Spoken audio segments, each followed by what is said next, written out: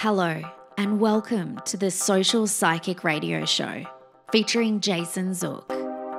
In uncertain times, we must change our focus and priorities.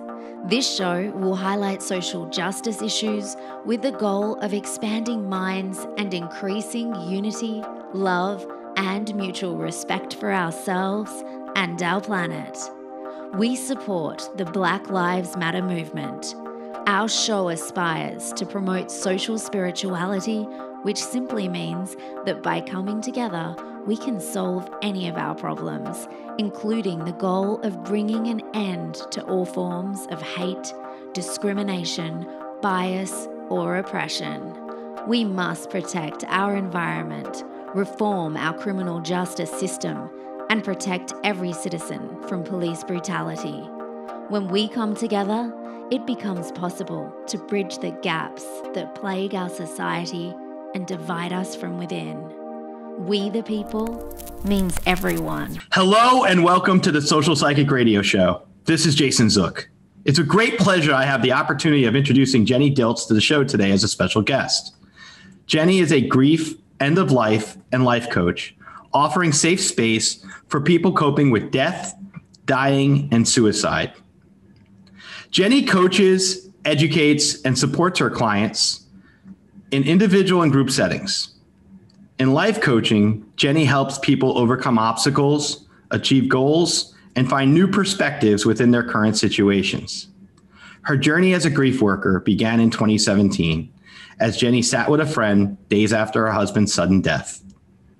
That experience invigorated and excited Jenny and caused her becoming a certified grief and end-of-life coach with Don Eisenhauer through his Coaching at End of Life course.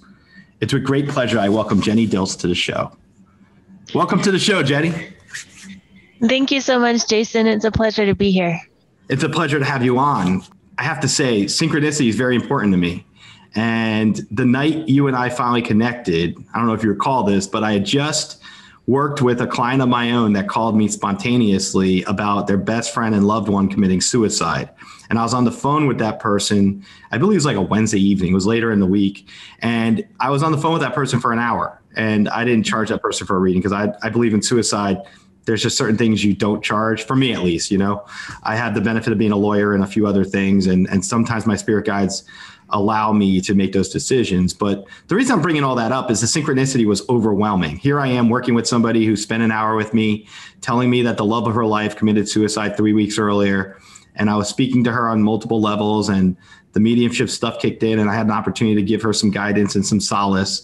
And as soon as I hung up the phone, you called me back. We were coordinating, but you called me right away.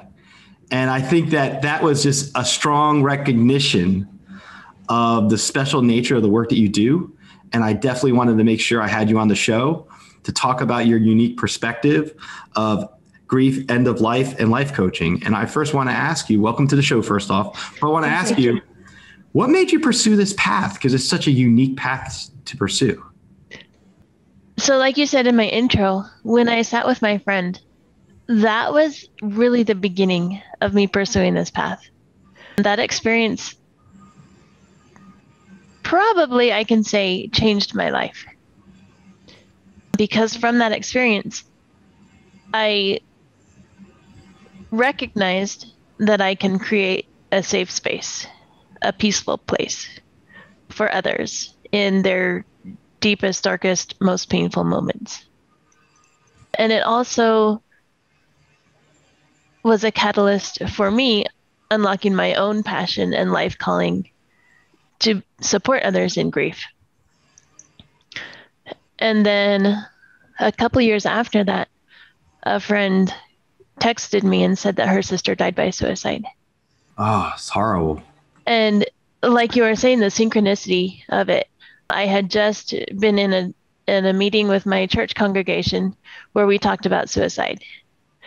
And I felt the urgency from my friend about her sister. And I knew that I needed to help in that area. And with my coaching program with Don, I chose to do a presentation on suicide. And the experience with my friend prepared me to do that. And I felt a special calling to work with people who have been affected by suicide. So all of these things together have helped me be where I am now. What is your favorite part of being a grief counselor and end of life coach?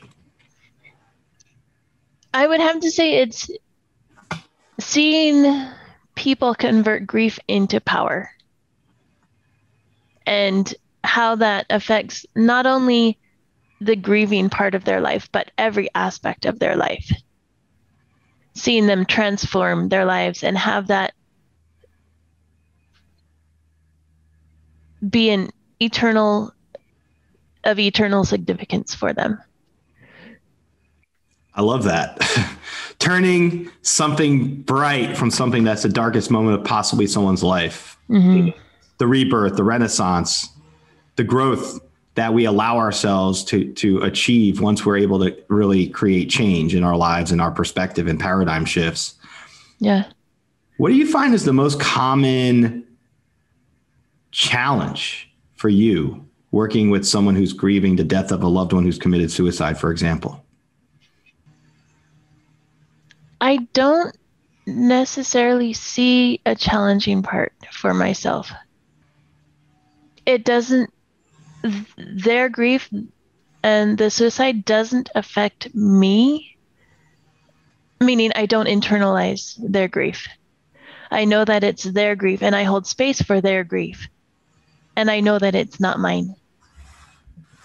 So it doesn't really weigh me down or weigh on me. The grief part I don't see any negative effects. I guess the most challenging part is holding space for the urgency and the heaviness of it. So when people call me, especially when they've been affected by suicide, I do feel a sense of urgency to help them or work with them.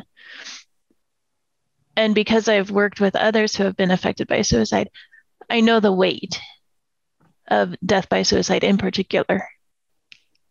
And it seems to be heavier than death by other causes. That's an interesting point. I had somebody call me last week, a wife, a mother, someone in her 70s, and she called me, and out of the blue, we were talking, and she was asking me for a random psychic advice. It was during my day, and I didn't give her a reading at that point, but I wound up giving her a reading because one of the things I told her during the actual call became an hour call. Your husband, he passed away, and he wants me to tell you he didn't commit suicide. He accidentally overdosed. And she began wailing and crying emphatically into the phone because he died 35 years ago. And all those years she carried the guilt that he committed suicide when he wanted to come through and immediately tell her, I did not commit suicide. I didn't kill myself. It was an accidental death. Mm-hmm. And I feel I bring that up because I think when it comes to suicide, is it accurate to say that sometimes people have the hardest time thinking that this person intentionally took their life to escape the challenges of life, like that they actually killed themselves? It was a decision. You find that's a hard thing to overcome or try to persuade people that perhaps it's not a decision a lot of times when someone's suffering from severe mental illness and we're dealing with a pandemic and there's a lot of terrible things in the world right now that weigh people down more excessively than normal. And I wanted to ask you about that. Is that something that you find yourself that you help your clients understand better? In other words, that you work with somebody and you tell them your loved one did not commit suicide to escape or did not commit suicide intentionally to leave you behind, but rather it's a mental health issue. And I like to tell people, it's like, think of diabetes. If you have diabetes and it affects the body and you go into some type of an insulin shock and you die that way, that's a sudden thing. Well, with suicide, it could also be like that in a way, because when you're dealing with mental health issues, you may not be thinking very clearly and your decisions may not be premised on reason, and you may be acting out of a sudden, sudden acts of the mind that aren't necessarily based in any type of logic that would cause you to actually think about something. Yeah. I'm not an expert in suicide, and I prefer not to work on the suicide prevention side. Okay. Because that is really challenging for me, because I do carry the weight and the pain. I feel that very, very deeply. So working with suicide prevention, I don't think is very healthy for me. Okay. But picking up the pieces afterwards, I can do. Fair enough. Having said that, I have learned that there are a lot of reasons for suicide. Like you said, it's a mental thing. It's most people working. I would say that most people working in their natural way would do everything that they can to survive. So to intentionally do something opposite to that or contrary to that doesn't jive well with the natural state of our existence, because we were meant to survive and thrive. Correct.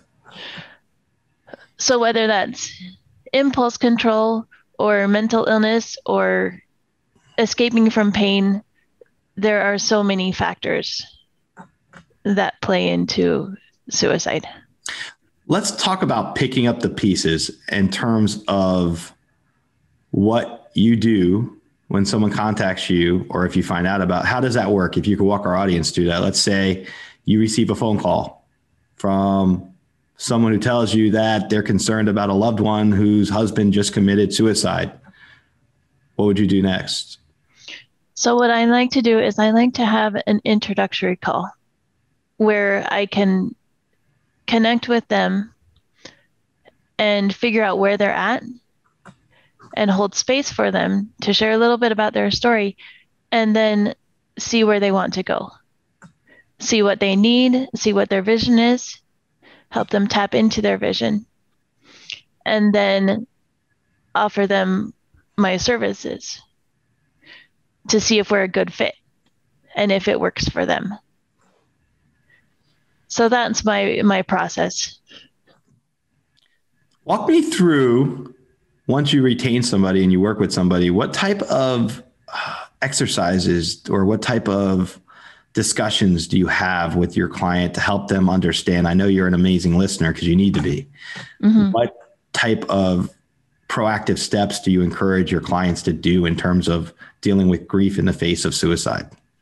So a lot of that comes from the sessions themselves, whatever the client brings up. If the client needs to go clean out their room, fantastic. That's an action step that they can take. If they need to schedule grief time for 5 minutes every day, where they intentionally get in touch with their grief and sit with their grief, acknowledge their grief, and be in their grief. Fantastic. That's their action step. That's their homework. I also offer writing prompts for each session. So we'll talk about a subject, we'll talk about a theme or a topic, and then I'll assign a writing prompt that goes along with that topic. And that helps them reflect on what we've talked about and internalize it and do the internal work and processing and express it. And it also acts as a bridge for the next session. And it's all depending on what comes up for them in the session. So some of the topics that we work on are acknowledging the grief, being aware of it, how it affects us in our bodies, in our lives. Because it's not just the person that dies. It's that death affects every area of their life. So it's getting in touch with all of those losses. It's finding ways that they can see the light in the situation, and also holding space for the darkness, being able to balance both of them. It's who am I now? Creating a new identity. Okay, this person is gone. This person is dead. What's my life purpose now? Who am I now going forward? So those are some of the main topics. I'm sorry. How do you work with somebody when they are so entrenched in the immediacy of the death that they get stuck and it's hard for them to move to the next step of grief or the next step of healing? I listen and I hold space for them, because that's what they need. You can't go on to the healing if you haven't processed the grief, if you haven't felt the darkness. And so if that's where a person is, that's where we are. We sit in the darkness, we get in touch with it, we feel it, we express it, we talk about it, if that's their way. Some people don't like talking about their grief. So that may come later after they do some of the other work of, what do I do now? So it just depends on the individual. A lot of it does. I would feel like you have a unique perspective working with multiple individuals dealing with a similar topic, grieving someone who's died from suicide. What do you find is the most unique thing about each person, even though you see a common, I'd say common scope, but what do you notice as the most individual thing that you work with each person you're helping as a client, even though they're dealing with the grief of something that's extreme as suicide? Like, what do you do in terms of helping counsel? Like, what do you think is the most unique individual aspect of each person you counsel? It's probably how they process it and how they think about it. I have so my friend was able to come to a healthy space very, very quickly, as she was able to appreciate the darkness and the light, even the week after her sister died. And that was incredible. She never felt guilty. She never felt blame. She knew that her sister was not alone and that her Savior was with her. So she didn't have the guilt of, what could I do? I didn't do enough. I didn't talk to her enough. She knew that she had done everything that she could. And she also knew that her Savior was with her sister. So that was very unique. With another client, she had a lot of trouble going into the grief, tapping into the grief. It wasn't until later in our work that she was actually able to sit in her grief and allow herself to be there, because her way of coping was get busy and look at the things that she did have still. I could see that. And I guess, is that one of the exercises you recommend to, or activities you recommend to your clients, is to think of things that they could do that's productive within themselves to give them purpose and perspective to move through the grief? If that's what the client needs, yeah. It's all so individual, because each of us have different experiences, different upbringings, different personalities, different mindsets and perspectives. And all of that plays a part in how we process our grief. I can understand that. From my unique perspective of being a medium, obviously I'm not a medical professional. I'm not a grief counselor. I'm not a life coach. I just do whatever it is I do. And I find that I've worked with several individuals whose loved ones had committed suicide. And a lot of times it's thrusted on me without prior knowledge. So I schedule a reading with somebody and I answer the phone, and next thing you know, their loved one's coming through to talk about how they didn't try to kill themselves. And I don't have any formal training. So I tell anyone I work with, you need a life coach, you need a professional, you need to go see someone to get your specialized instruction and help. And in terms of communicating with a loved one, there's a certain time process for that. At least in my mind, I think someone needs to work through to be at the right place to receive the information should I pick it up for their loved one. A couple of years ago, someone come to me several years after their husband, and there was two of them, a mother-daughter team. They came to see me because it was the anniversary date of the death of their loved one who committed suicide 30 years earlier. But I was unaware of that. They come to my office at the time before the pandemic, and I'm picking up on the person, and he's saying, I didn't kill myself to escape anything. I was just in a state of, being very upset and just in a bad mindset, a bad place. They didn't want to receive the information. They started screaming at me like I was him. And I had to end the reading because I was like, you know what? If you're going to come to me for a reading, you got to be in the right place of your own mind space to receive any information. Yeah. And the reason I bring all that up is it just gave me a unique perspective that when people are grieving, there are time frames, sometimes even 30 years later, they're not ready to talk to their loved one because they haven't worked through all the internal pain and the healing necessary. Next time that happens, I'm referring them to someone like you. I'm going to say, call Jenny right now. Here's her number. Here's her email. You need to talk to her for a few sessions or whatever it takes before you're going to come see me, because I'm not that person. I'm not a life coach. I'm not a qualified individual trained. Yeah. And from your perspective, I want to ask you this. When you look at what you're doing right now, and I know you have multiple roles in your life, you're also a mother of multiple children, you're a wife, and you do a lot of other things. How do you balance everything in your life with what you do?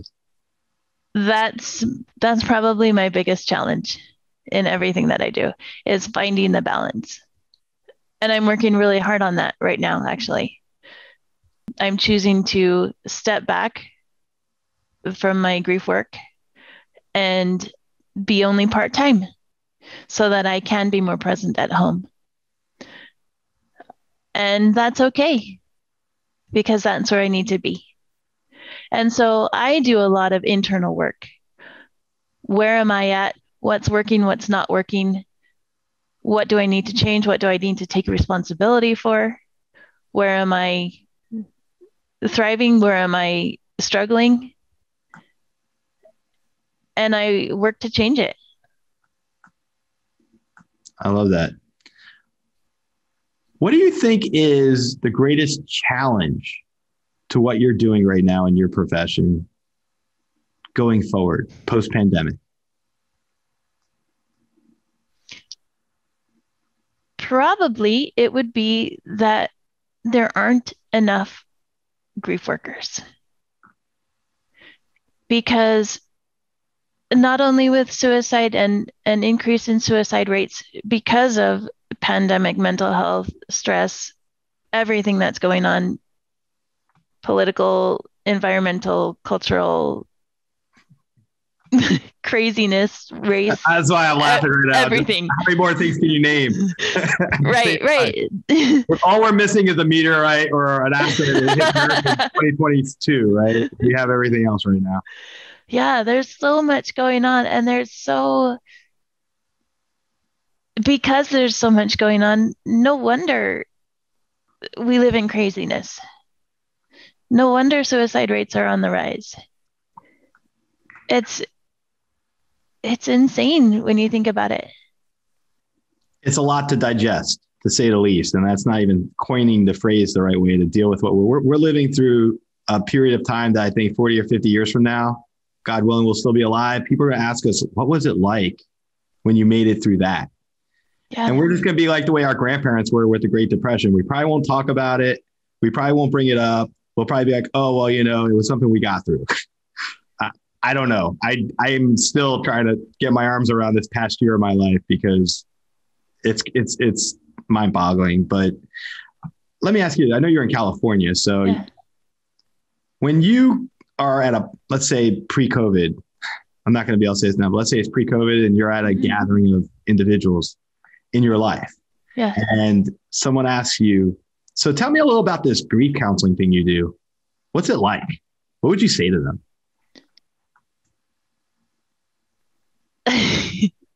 I laugh because it's such a big part of my life. It's where I found my identity. It's where I found my purpose, my passion, my life calling.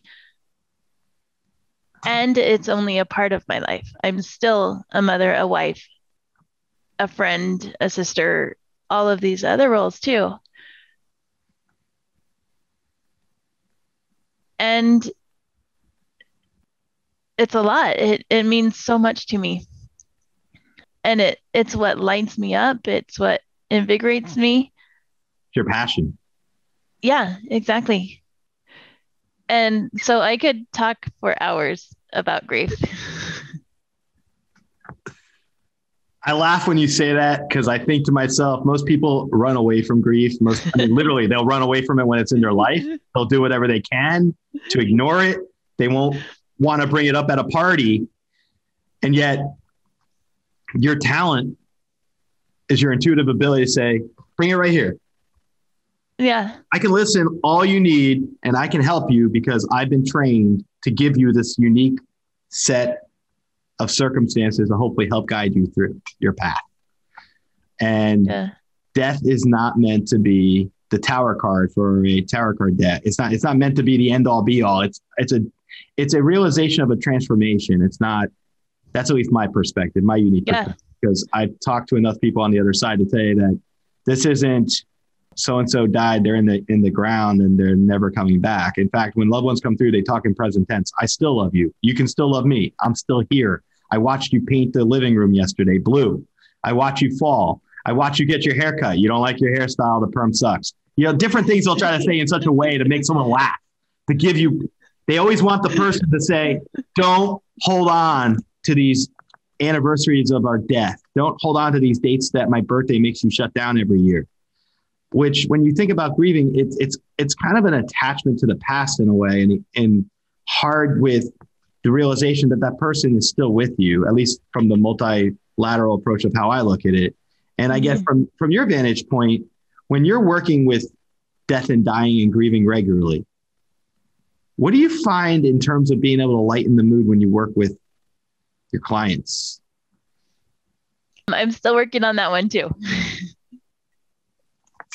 Sometimes and again, it depends on the clients. Some are just naturally more humorous, or that's a bigger part of their life or part of their personality. One of my clients actually said, you need to smile more. You need to laugh more. And she told me to get toys. So like sock puppets? So this alligator and okay, I see an alligator. Yes. So that's one that I use as one of my toys. And it's actually an alligator that I got when I was cleaning out my grandma's house. So my grandpa had died, I don't know, maybe 10 years ago. And then my grandma just died 2 years ago, I believe, 2 or 3 years ago. And so we were cleaning out the house. And my grandma used to work at like a family diner called Gators. And so I got grandpa's alligator to remind me of my grandma and my grandpa. That's beautiful. So sometimes I use that in my sessions to bring some smiles. You know what I do when when I'm on the phone with somebody? Most of my stuff's by phone. When somebody calls me and I'm working with them and they get really upset, I try to lighten the mood. I feel like the loved one that comes through always tries to tell a joke, tries to say something humorous, tries to make someone laugh, just to lighten the feeling of what they're dealing with. And a lot of times I find that when you work with somebody and you can help them see past, see beyond, laugh a little bit, it can help with the grief. And I bet you your gator toy does that as well in terms of helping the light. Do you find that? Do you see that when you work with people, and if you can get them to laugh a little bit or get them to smile a little bit, that they will feel a little better while you're working with them during that session? I have had some sessions where they come on very solemn, very long face, and by the end they're smiling. So I I consider that a huge win, both for me and for them, because they've worked through their concerns, their worries, their burdens enough to have that smile on their face. Which is, when you think about it, probably one of the most important things you can do at that specific moment is, I find when I get someone to laugh or smile, I feel like I've accomplished something.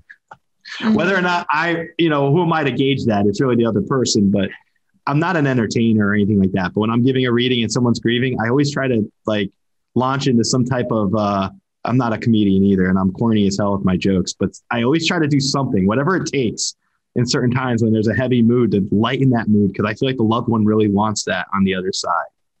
And death and dying, so many of us fear that topic. Even on a personal level, we feel so impacted by it, when I'm not in any way advocating death or dying, but I'm saying we have to respond to it in our lives. And that's why I think what you're doing is such a vital function, because you're helping people in one of the worst moments, probably on a regular basis. And from my vantage point, what do you do to keep yourself strong? What do you do to keep yourself elevated? How do you work through these complex emotions and not take it home with you? Like I said earlier, it's their grief. And so I don't take on, those are their suitcases, not mine. By nature or personality or default, I have a more serious personality. And I think that serves me well, because sometimes people are not ready to laugh. And sometimes we need to work through the deep darkness, the heaviness first, before we can go to the laughter. That's a great point. And here's one of the things I'll say: healing modalities. I feel when you're working with someone grieving, you're offering a healing modality to them that's invaluable, that's priceless, that words can't describe the meaning of the gift that you give to those who you work with. And have you had anybody you've worked with come back to you later after the fact and show you their progress that they've accomplished from the time you worked with them till a future date? Yes and no. So my friend whose sister died by suicide, she has told me that my work, or her work with me, has eternal significance in her life. And even as I was working with her, like a week after her sister died, as she was going back and dealing with the logistics and the aftermath of the fact, I could see tremendous growth and progress and incredible transformation even then. So she was doing phenomenally well, even at that time. And she's continued to grow and heal and progress. 1 year later, she was a panelist for my panel discussion on healing, finding light in the darkness of suicide. And she was able to talk about her experience openly and with love for her sister, for the experience. The others haven't yet come back to say, like, I haven't worked with anybody yet to give enough time for them to come back and say, this is where I am now after our work 10, 20 years ago, because I only officially launched my business July of last year. Yeah, understandable. So in terms of time frame, it's still early to get to that stage, and I can understand that. Right. Let me ask you this. John is listening to the show right now, and he just learned that his brother committed suicide. And the first thing he's doing to get his mind off things is tuning into this episode. What would you tell him? What advice would you give him as a first step to help him adjust to the new reality that his brother's committed suicide? The first thing I would tell them is, John, it's not your fault. It's not your fault. And you're not alone. your friend or your person died, you did not. You still have a life to live. Wow. That's a profound, think about it. That's a basic but a profound message that you can really attach to and think about in terms of that immediacy of something, is to say, this isn't something that I'm responsible for. This isn't something that I caused. This is something I have to react to, but I can control how I react to it by thinking of it, putting parameters around it, and categorizing it in my mind the right way, at least the best way. And there's no right and wrong way, but there's a way of getting yourself from point A to point B, where you're in deep grief and depression and sadness, to being functioning and able to move stronger and be able to move forward. And that's the process I believe that you're involved in to help guide and assist your clients from point A to point B. So you're like a tour guide through the challenging complexity of being left behind from the death of someone through suicide. And I could see that. I appreciate that. How do you feel about spirituality now that you've been doing this more so? I feel that I'm a very deeply spiritual, and other people who are spiritual connect with me. Do I preach my spirituality? Not often. When it comes up, sure, I'll talk about it. I try and meet people where they're at. I hold myself and my spirituality where I'm at, and I respect and honor other people where they're at in their spirituality. I am a firm believer that we are spiritual beings having a mortal experience, and everything can be spiritual. I believe that 100%. 100%, not just because I do the intuitive stuff, but I believe that our bodies are vehicles, like a car, and at some point our bodies age and decay and collapse, and that our spirit is 99.9% of who we are, 99%, and that we go on to the next spot. And that's the difference between life and death. It's not ashes to ashes, dust to dust. I just see it from a different point of view. So spirituality for me is everywhere, and everything is spiritual. We're energy. Everything is made up of spirituality. That's my personal belief. And I love, and I'll say the word love, I love that you reached out to me and let me know that you do this kind of work, because this is something that I think is pivotally important. I'm making up my words right now. Pivotal and important because of where we are. Yeah. All the chaos and all the uncertainty. I feel like you're offering certainty in an area where chaos begins.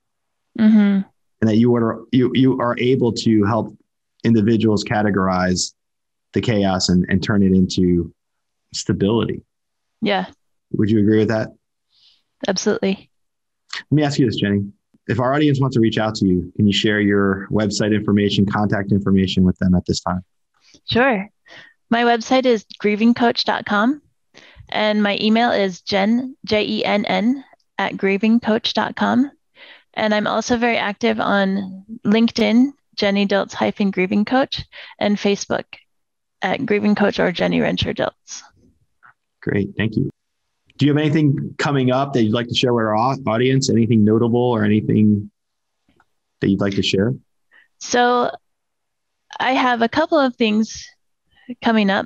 One is a podcast that I run, that I host, and it's called Share Your Story, Exploring Humanity One Heart at a Time. And I also do a couple of grief education workshops. One is Facing Grief in the Healthcare Workplace, and that is the second Saturday of the month. So the next one is coming up May 8th. And then the other workshop that I do is called What to Do When You Don't Do Grief. And that one is coming up on June 5th. Excellent. Jenny, I want to thank you for coming on the show today and sharing your amazing experience with us and just allowing us to discuss this topic. I know this is a heavy topic for some people. And I know that when when we even discuss it today, I'm familiar with death and dying because of what I do, but I know my audience. There's a lot of people who like to think of unicorns, rainbows, sunrises, the beach, and anything pleasant they can imagine. I do want to ask you a light question at the end because I like to leave things on a light perspective. Yeah. If you were a spirit animal, which spirit animal would you be and why? And I'll go first. I always say the same thing. So bear with me for a minute. I'll say owl because of the fact that I have 2 parrots. I love birds. I like the idea of wisdom and looking at things from an aerial perspective, looking at the larger. And so that's where I am. And that's what I consider to be my spirit animal. So I would say that I'm a duck-billed platypus. a little bit of mammal, a little bit of aquatic, a little bit of oddity, and a little bit of humor because they're like duck-billed platypuses are a combination of everything. I think the duck-billed platypuses is God's like comedic relief or something like that. Absolutely. Absolutely. Very pivotal. Having humor and having the ability of looking at things and then being spiritual at the same time is such a gift. I appreciate you coming on today. Thank you. Thank you, Jason. It's been fun. I just want to thank Jenny Dilts for coming on the show today and sharing her unique perspective as a grief coach, end of life and life coach. And if you want to reach out to Jenny, you can look her up at grievingcoach.com. Her email is jenny@grievingcoach.com. When you're dealing with a really heavy situation as death by suicide of a loved one or a best friend or anything like that, realize, and I think Jenny said a very profound thing, which is this isn't your end. This isn't your demise. How you look at things and how you categorize things and approach it, take a deep breath, contact someone like Jenny, reach out to someone like Jenny. They're trained. They can help. They can hold your hand and listen to you and give you guidance and support and guide you through this dark moment. But in the big picture of things, you will get through this. Life does go on. You will remain connected with your loved ones. And always know going forward, your inner strength will grow as you gain confidence in realizing those things. Each of us deals with challenges in life. It's how we take those challenges and create new beginnings. And I think Jenny is a very pivotal part of a new beginning for anyone dealing with grief and death of a loved one through suicide. Thank you so much for tuning into the show. Until next time, stay positive because when you're positive, anything's possible. Thank you for listening to this episode of the Social Psychic Radio Show. Don't forget to join us for another episode next time.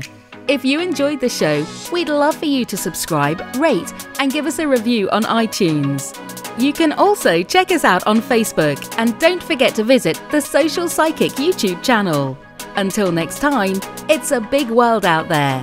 Keep an open mind, embrace your paradigms, and know that the universe is always yours to explore.